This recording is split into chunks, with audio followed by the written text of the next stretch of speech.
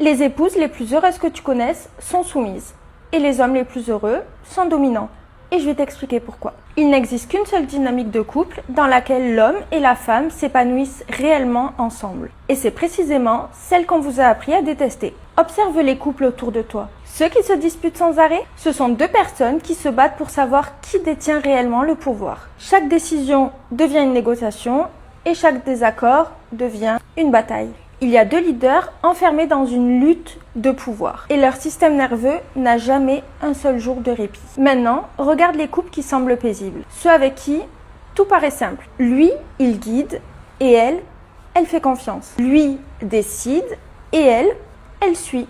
Et avant que tu cries à l'oppression, laisse-moi t'expliquer ce que c'est réellement. C'est tout simplement ce qu'on appelle une répartition des rôles. Lui, il porte le poids des responsabilités, de la direction, de la protection, des décisions. Et elle protège ce que sa force ne peut pas atteindre. L'âme du foyer, l'énergie émotionnelle, la douceur, le refuge. Lui, il protège la maison.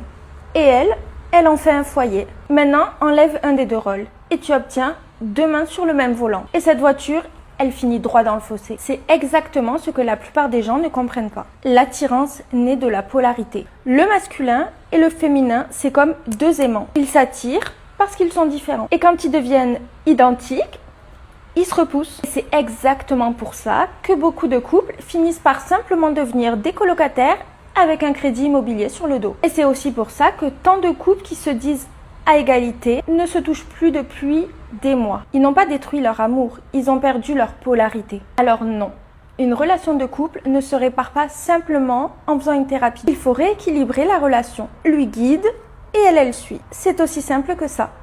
Tu es d'accord avec moi ou pas? 15 ans de manipulation féminine résumée en 30 secondes.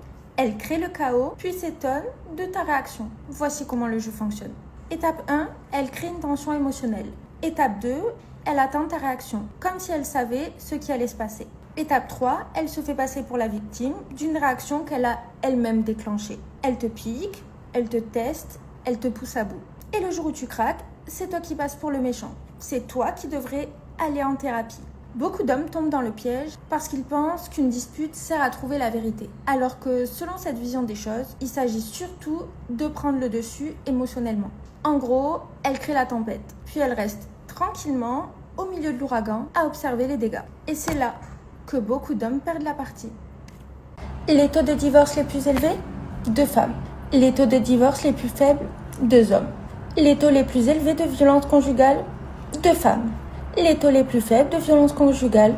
2 hommes. 75 à 80% des demandes de divorce sont générées par des femmes. Et voici les principales raisons évoquées. L'ennui, le mal-être, l'incompatibilité. Les taux les plus élevés de maltraitance envers les enfants sont attribués aux femmes.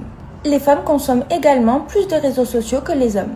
Et elles sont aussi 3 fois plus susceptibles de souffrir de santé mentale. En tant que femme, quand on partage ce genre de statistiques, on est automatiquement traité de misogyne, de pick-me ou de femmes qui détestent les autres femmes.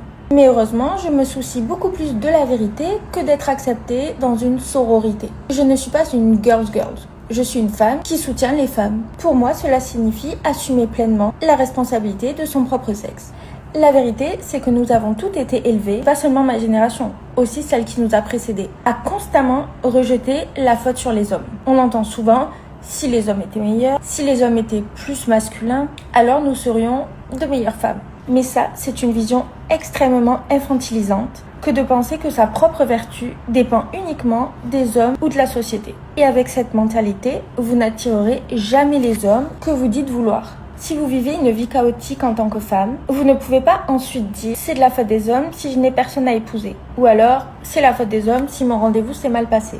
La meilleure chose que vous puissiez faire dans votre vie, c'est de commencer par vous dire « je suis responsable de ma situation » et d'assumer pleinement votre vie au lieu de passer votre temps à blâmer les autres.